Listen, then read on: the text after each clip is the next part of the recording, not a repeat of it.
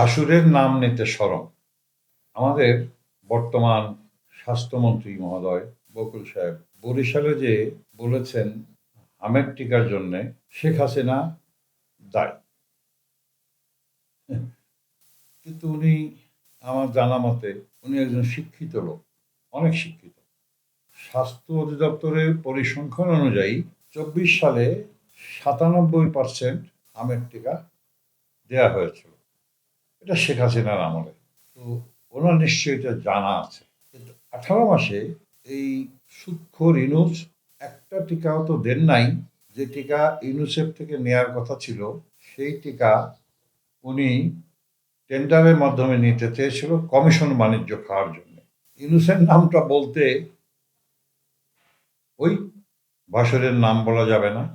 তার মানে কি? জাতিকে এবং দেশ বিদেশের মানুষকে অহেতুক মিথ্যা কথা শোনাচ্ছে। সত্যি কথাগুলি প্রকাশ করুন, তা না হলে এই মিথ্যার বেসাতিগুলি বাংলাদেশের শিশু যুবক সমাজ মিথ্যাকে আকৃষ্ট করবে। কারণ একজন মন্ত্রী মহোদয় যখন বলে তখন এটাকে সত্যি ভাবে।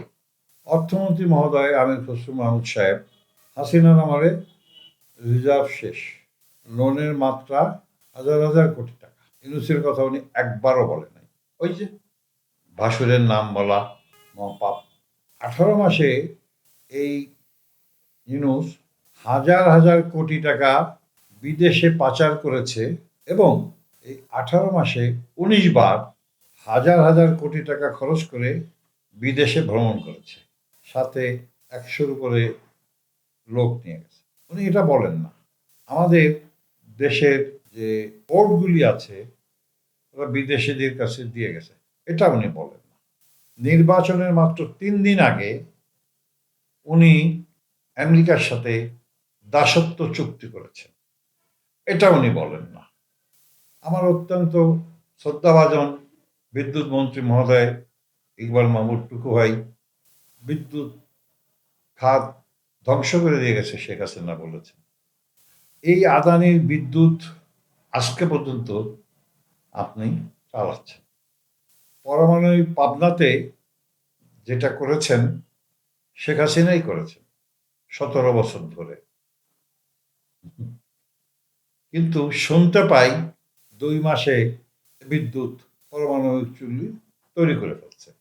কি হাস্যস্কর! হাসিও আসে, লজ্জাও লাগে। মিথ্যার বেসাতি আরম্ভ হয়ে গেছে। রেলমন্ত্রী মহোদয় আমার অত্যন্ত প্রিয় মানুষ। উনি দেখলাম গতকালকে বলেছেন যমুনা সেতু ওনরা করেছে। সত্য। যমুনা সেতুর জন্যে আমি যে দলটা করি, জাতীয় পার্টি, পল্লীবন্ধু হোসেন মোহাম্মদ এরশাদ যখন রাষ্ট্রপতি ছিলেন তখন সমস্ত বিলেত থেকে ১ টাকা ২ টাকা চার্জ নিচে ফান্ড তৈরি করেছেন। বিএনপি সরকার তদানীন্তন প্রধানমন্ত্রী বেগম খালেদা জিয়া যমুনা ব্রিজটা সম্পূর্ণভাবে উনি শেষ করেছেন। উদ্বোধন করেছেন তদানীন্তন প্রধানমন্ত্রী শেখ হাসিনা। এটাই নিয়ম। এই সত্যি কথাটা বলতে দ্বিধা কোথায়? পদ্মা সেতুর স্বপ্ন না বিএনপি ছিল। স্বপ্ন তো অনেকই থাকে, যেমন আমার স্বপ্ন আছে আমি চাঁদে যাব। এই পদ্মা সেতু তৈরি করেছে প্রাক্তন প্রধানমন্ত্রী শেখ হাসিনা। আপনি আর একটা পদ্মা সেতু করতে চাচ্ছেন রবিউল সাহেব? যে দেশের মানুষ না খেয়ে আছে, যে দেশের মানুষ বিদেশ থেকে এখন চুক্তি করে খাবার আমদানি করবে, সেটার দিকে লক্ষ্য না করে, সেটা না বলে আপনি পদ্মা সেতু করতে চান। টাকা কোথায়? সেই টাকা কোথার থেকে আসবে? কে দিবে আপনাকে টাকা? বিশ্বব্যাংক টাকা দিচ্ছে না, আইএফএম টাকা দিচ্ছে না, কেউ টাকা দিচ্ছে না। এগুলি ফাঁকা বুলি না আড়য়ে, সস্তা জনপ্রিয়তা না নিয়ে কাজ করুন। দেশে উৎপাদনশীল ইন্ডাস্ট্রি তৈরি করুন। কৃষকদের কৃষি উৎপন্ন করার জন্যে অর্থ ব্যয় করুন। এক পদ্মা সেতুতে দক্ষিণ অঞ্চল সহ যশোর, খুলনা সব জায়গায় যাওয়া যায়। আর একটা পদ্মা সেতু দিয়ে হাজার হাজার কোটি টাকা খরচ করার কি যুক্তি আছে তা আমার জানা নেই। আপনারা ঢাকা মেট্রোপলিটন সিটিকে ঠিক করতে পারেন নাই, যানজট ঠিক করতে পারেন নাই। লক্ষ লক্ষ ইঞ্জিন চালিত রিক্সা চলছে, অ্যাক্সিডেন্ট হচ্ছে, মানুষের দামি দামি গাড়িতে আঘাত করছে, এদিকে আপনার লক্ষ্য নাই। এই যে রিক্সা শ্রমিকদেরকে একটা জায়গায়, নির্ধারিত জায়গায় কাজ করার ব্যবস্থা করে দেন, তা না করে মিথ্যার বেসাতি স্থাপন করছেন। বাংলাদেশের মানুষ আপনাদেরকে এই ফুলঝুরির কথায় আর পানি ভিজার কোনো কারণ আছে বলে আমার মনে হয় না। সর্বশেষ যে কথাটা আমি বলতে চাই, বর্তমান প্রধানমন্ত্রী তারেক রহমান সাহেবকে ফুলঝুরির কথা না বলতে বলেন, আপনার মন্ত্রী পরিষদকে কাজ করতে বলেন, সন্ত্রাস নির্মূল করতে বলেন, চাঁদাবাজি বন্ধ করতে বলেন, শিক্ষা খাতে উন্নতির ব্যবস্থা করেন। আর একটা কথা আমার মনে পড়লো, আমার অত্যন্ত প্রিয় ভাজন বর্তমান শিক্ষামন্ত্রী মিলন ভাই, পাকিস্তানের থেকে উনি জ্ঞান নেবে। কি জ্ঞান নেবে রে ভাই? আপনি তো দীর্ঘ বছর বিদেশে ছিলেন, পৃথিবীর অনেক দেশ আপনি দেখেছেন। পাকিস্তানের লোকরা জঙ্গি ছাড়া আর কি আছে তাদের? আপনি পৃথিবীতে কোনো জায়গায় কোনো বৈজ্ঞানিক, দার্শনিক বা কেউ পাকিস্তানের একটা লোককে যদি আপনি পৃথিবীর কোথাও দেখাতে পারেন, আমি সেই মুহূর্ত থেকে আমার কথা বন্ধ করে দেব, আমি রাজনীতি থেকে অবসর নেব। ৭৬ বছর বয়স আমার, রাজনীতি করার বয়স এখন আর নাই। কিন্তু আপনার মতন শিক্ষিত, সচেতন একজন মানুষ, পৃথিবী ঘোরা মানুষ, আপনি পাকিস্তানের থেকে জ্ঞান নেবেন, পাকিস্তানের লোক এখানে আনবেন, তার মানে কি? আবার কি নূতন কোনো মেটিকুলাস ডিজাইন?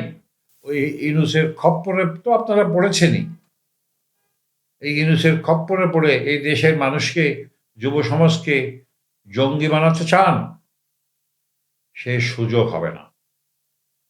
এখনো বাংলাদেশের মুক্তিযুদ্ধর শক্তি, বাংলাদেশের এমন কোনো বাড়ি নাই, এমন কোনো ঘর নাই, এমন কোনো এলাকা নাই যেখানে মুক্তিযুদ্ধের সন্তান, নাতি নাতনিরা এখনো বেঁচে আছে।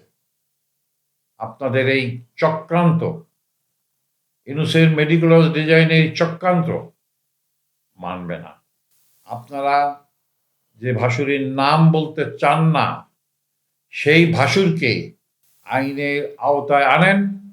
৪০০ শিশুদের যে মৃত্যু হয়েছে তার জন্য হত্যা মামলা করেন, পরিকল্পিত মৃত্যু।